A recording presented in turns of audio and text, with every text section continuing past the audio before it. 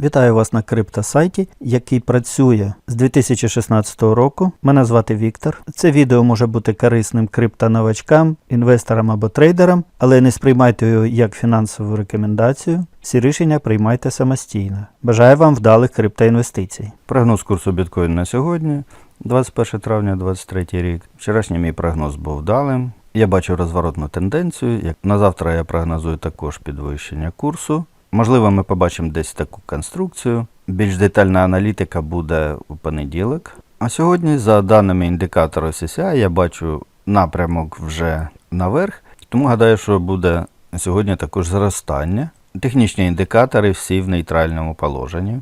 Ринок в очікуванні. Домінація біткоін трошки зросла, а USDT трошки знизилась. Все логічно. Частина грошей перелилась USDT в біткоін.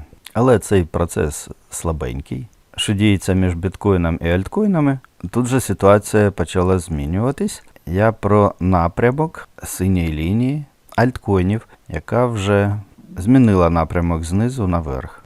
Це добре. Хоча альткоін сезон ще слабенький, але напрямок наверх – це позитивний сигнал.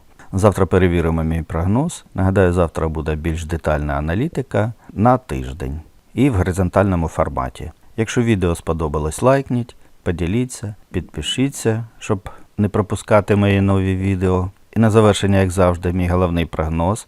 Російську Федерацію буде знищено, Україна розквітне в європейській родині. Нарешті рішення по F-16. За даними речника наших повітряних сил, коли восени в нас з'являться F-16, ми виграємо війну. А ми не забуваємо донатити на ЗСУ. З вами був Віктор. До зустрічі.